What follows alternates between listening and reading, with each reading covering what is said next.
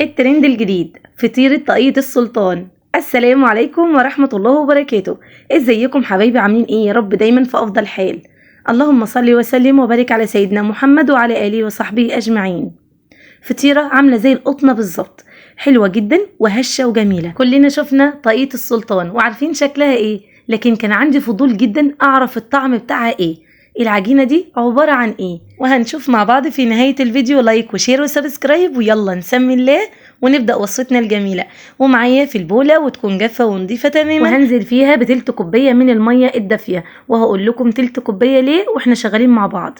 ومعايا كمان تلت كوباية من اللبن الحليب، يعني تلت كوباية اللي هي مش نص كوباية كاملة ومش ربع كوباية، ما بين الاتنين. ومعايا كمان 4 معالق كبار من السكر الحبيبات، ومعايا كمان معلقة كبيرة من الخميرة الفورية. السكر معلقة ممسوحة مش مليانة هرمية، وكمان الخميرة زي ما احنا مش شايفين معلقة ممسوحة، وبنقلبهم كويس جدا. وهنزل عليهم بباكت من الفانيليا، ومعايا بيضاية. البيضايه هستخدم البياض وبس. للعجينه والصفار هنتركه جانبا علشان نعمل بيه الوجه، واقول لك لو انت حابه تستغني عن البيضه تماما في الوصفه دي تعملي ايه. بالشكل ده. وكده نزلت بالبياض في السوائل مع السوائل، والصفار تركته جانبا. وعايزه اقول لكم لازم نغطيه عشان ما ينشفش مننا، وهنا انا كنت نسيت خالص ان اغطيه. وطبعا معلقه الخل الكبيره اللي مش بنستغنى عنها خالص في المعجنات. وبنزل كمان بربع كوبايه من الزيت، ويا ريت الزيت تكون ريحته كويسه علشان طعم الفطيره تبقى ممتازه جدا معانا. وعليهم انزل ب 450 جرام من الدقيق. الدقيق بتاعي منخول وجاهز وتمام. 450 جرام يعني مقدار بالكوبايه اللي احنا عايرنا بيها المواد السائله، مقدار 3 كوبايات ونص.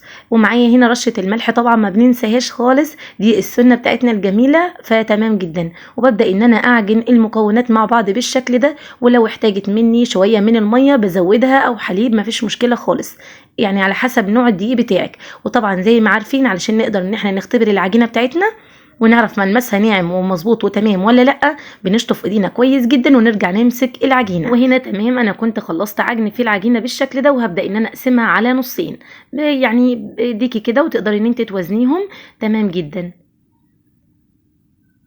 كده. القطعتين جاهزين معايا. هنستخدم واحدة منهم كاكاو وواحدة منهم أبيض، كل واحدة في بولة بحيث إن احنا نقدر نعملهم كويس جدا. في القطعة الأولى من العجين، وهبدأ إن أنا أضيف لها معلقة ونص كبيرة من الكاكاو. الكاكاو الخام الاسباني الغير محلى، ما بنستخدمش المحلى خالص يا بنات، تمام. وهبدا ان انا اضيف لها قطعتين من الزبده علشان تلين معايا العجينه. وعايزه اقول لكم كانت العجينه متماسكه، كمان زودت لها معلقتين من اللبن الحليب علشان تبقى سايله معايا اكتر وتبقى العجينه مرنه احسن. وعايزه اقول لكم كمان استخدمت اكتر من كميه الكاكاو دي، يعني استخدمت حوالي معلقه كمان من الكاكاو، يعني اجمالي الكاكاو اللي انا استخدمته معلقتين ونص. وهنا العجينه البيضاء بضيف لها معلقه كده من الزبده او مكعب من الزبده، بيخليها معايا احلى كتير، وبيكون ملمسها ناعم جدا. بغطيها بالبلاستيك ريب واسيبها بس يعني نص ساعه تخمر او تريح وتبقى تمام. انا ما سبتهاش كتير زي ما احنا ما شايفين، وطبعا الجو ساقع وبرد جدا. وهقول لك على التخمير السريع بتاعنا اللي دايما بنستخدمه، قد ايه العجينه مرنه وطريه وجميله جدا. وهنا على مفرش العجين، وهبدا ان انا اديها رشه من الدقيق كويسه جدا علشان نبدا نفرد العجينه. هستخدم العجينه البيضه في البدايه، وافردها عايزين نفردها على شكل مربع، تمام. يعني قدر الامكان نحاول ان احنا نخليها مربعه، وكمان العجينه الكاكاو هنفردها على شكل مربع بالمردنه كده. وبنبدا ان احنا نعملها يمين وشمال لحد ما بتوصل معانا ان هي تكون مظبوطه ان شاء الله. اتمنى الفيديو ان شاء الله يعجبكم، وما تنسونيش حبايبي باللايك والاشتراك في القناه وفعلوا زر الجرس عشان يوصلكم ان شاء الله مني كل جديد. وتسلم ايديكم مقدما، وربنا يحسن ما بين ايديكم جميعا يا رب، اللهم امين. ربنا يديمكم نعمه في حياتي يا اجمل واحلى اخوات في الدنيا. وشكرا دايما على كومنتاتكم الجميله اللي دايما بتسعدني وبتفرحني، بحبكم في الله. وهنا شلت العجينه البيضاء جانبا، وهبدا ارش رشه خفيفه من الدقيق على المفرش من جديد علشان نبدا نفرد العجينه الكاكاو. طبعا لو انت عندك المساحه واسعه قدام منك خلاص تقدري ان انت تفردي الاتنين قصاد بعض كده، يبقى افضل كتير. هتبقي عارفه المقاس مظبوط، وهيكونوا حجم العجينتين قد بعض، فهتبقى اسهل بالنسبه لك. لكن هنا المساحه كانت صغيره عندي، فعملت كل واحده لوحدها. زي ما شايفين ما شاء الله العجينه بتتفرد بسهوله جدا، حلوه وجميله خالص معانا. وجبت العجينه البيضه وحطيت فوق منها العجينه الكاكاو، وببدا ان انا اظبطهم قصاد بعض بالشكل ده. لو انت حباهم يكونوا متساويين معاكي اكتر تقدري بالسكينه او بالقطاعه بتاعه البيتزا تقطعي الاحرف كده هيكون متساوي معاكي اكتر، وبالمردنه واديتها فرده بقى كده خفيفه جميله الاتنين مع بعض. وبقول لكم هنا في النص بس اللي موجود من الورا ببدا ان انا ادي دهنه من السمنه خفيفه، وكمان عندي هنا الشوكليت شيبس هبدا ان انا احطها شوكليت شيبس ابيض ودارك. تمام. لو انت عندك بقى اللي هي الشوكولاته السبريد تقدري ان انت تدي دهنه من الشوكولاته السبريد وشوكولاته قطع زي ما عاملين مع بعض، لكن انا الصراحه ما كانش عندي اللي هي الشوكولاته القابله للدهن فاستخدمت الشوكليت شيبس والشوكولاته الدارك. وهنا ببدا ان انا اللي هي شوكولاته المطبخ يا جماعه مقطعاها قطع صغيره وضيفها بالشكل ده، وقطعت من على الاحرف بالقطاعه يعني طوليا بشكل متساوي زي ما شفنا مع بعض في الفيديو. وابدا ان انا ابرم بقى كويس جدا العجينه زي ما بنعمل في السينابون بالظبط. فاكرين السينابون لما عملناه مع بعض بنفس الشكل.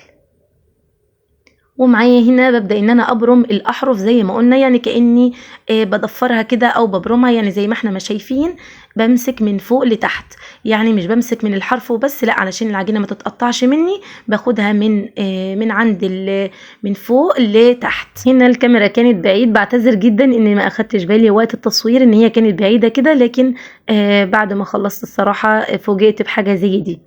ببدأ ان انا الف بالشكل ده وببرمها، شايفين شكلها بجد حلو جدا جدا.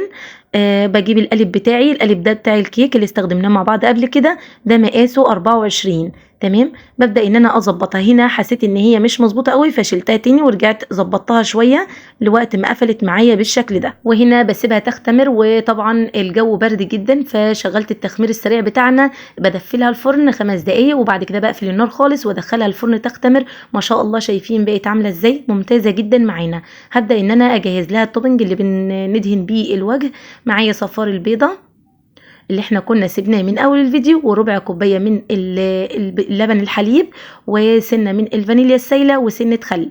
التوبنج ده يا جماعه او دهن الوجه ده ما بيكونش فيه اي زفاره تماما. وهنا ببدا ان انا ادهن الوجه بتاع الفطيره علشان ادخلها الفرن. عايزه اقول لك لو انت حابه تستغني عن البيض تماما وعن صفار البيض تقدري ان انت تستخدمي شويه من العسل الاسمر وتخففيهم بميه وتدهني بيهم الوجه، ممتاز جدا زي ما عملنا قبل كده. وممكن عسل ابيض مع الميه، تمام جدا. وممكن تستخدمي ميه وشويه سكر، هتبقى حلوه خالص، يعني ليك البدائل اللي انت تستخدمي اللي انت حباه.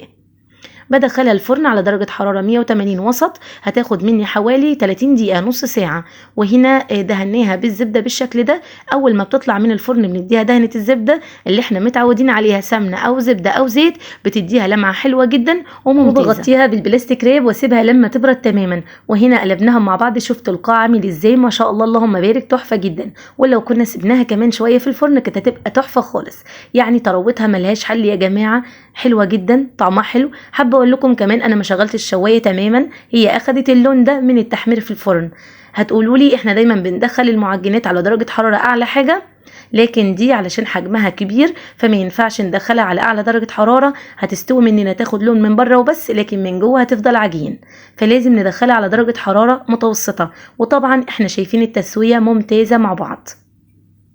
شايفين الشوكولاته عامله ازاي، بجد تحفه جدا، طعمها حلو قوي وهتعجبكم خالص. كل واحد وله رأيه في العجينة اللي بيعملها، في اللي قال عليها مولتون وفي اللي قال عليها بريوش، والصراحة أنا من وجهة نظري أنا بقول عليها سينابون، في اللفائف بتاعتها شكل السينابون بالظبط، وفي طعمها نفس الطعم. وكمان لو زودنا عليها في الحشوة شوية من القرفة وشوية من السكر خلاص بقت معانا عجينة سينابون تماما. بألف هنا والشفا يا رب، بجد تحفة جدا، جربوها إن شاء الله تعجبكم. اتمنى تكون التجربة النهاردة حلوة وعجبتكم، بحبكم جدا في الله، ما تنسونيش حبايبي باللايك والاشتراك في القناة، والسلام عليكم ورحمة الله وبركاته.